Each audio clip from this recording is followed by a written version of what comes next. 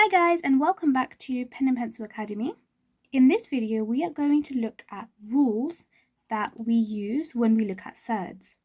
So the first rule is about multiplication of surds. So here it is. So if we have root of x multiplied by the root of y, what we do is just multiply the x and the y and make it one surd. So if we have an example of this, you might understand it better.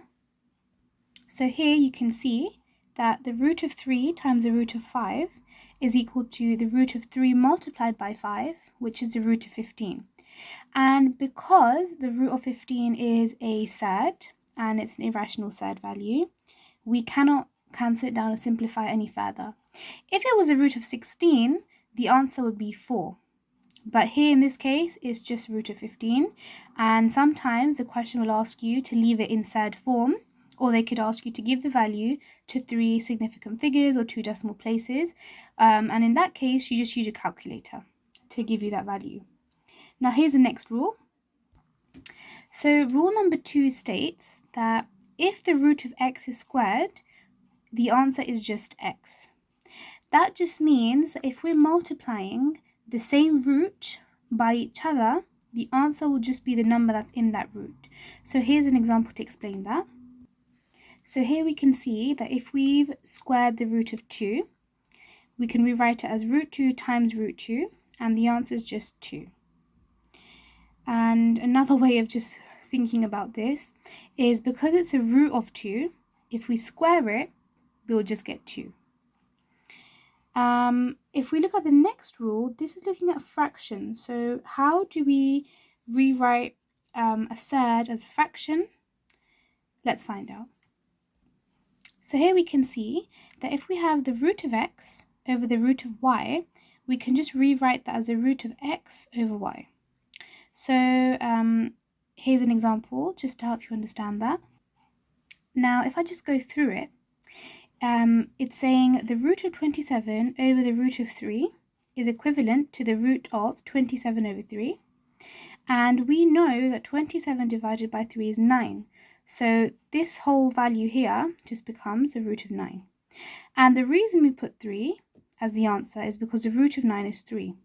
Now, as I was saying earlier, if this was a root of 16, the answer would be 4. And that's because 16 is a square number. Here we have a square number, so we can simplify it further to give us an answer of 3. The next rule is looking at double brackets or brackets being squared. So here it is. So the next rule might look a little bit confusing, but it's very simple.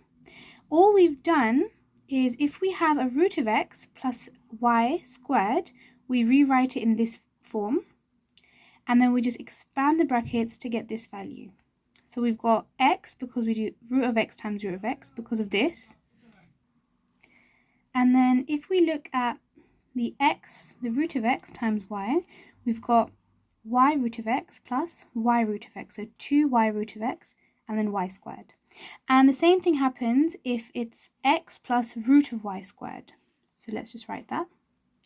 Now just remember that whatever rule you use, they're all linked together. So please don't get confused. And if we're looking at in terms of the completing the square form, we also have surds looking like that. And one of the rules is very similar to the completing the square formula, and that is here. So if we look here, x plus root of y multiplied by x minus root of y, when you expand it, the x root y, the positive and the negative cancel, and we get x squared minus y.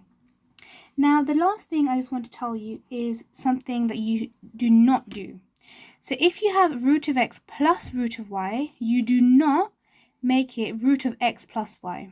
That's something you don't do. Even with subtraction, they're separate surds. So make sure that you don't put them, the x and the y value, so anything that's in the bracket together when it's when it's add, don't do it. So there are 6 surd rules that you need to remember whenever you're looking at a question that involves surds in it. Remember, they're all related, they're all linked together. So if you forget one rule, you can remember another one. Your memory will be triggered, so it depends. So this one is also linked to here. because if two of these, so root x and root x, you multiply together to get x. The fractions are quite simple. You just make it into one fraction, and this number one rule you basically use all the time. So if you like this video, give it a thumbs up, and thank you very much for watching.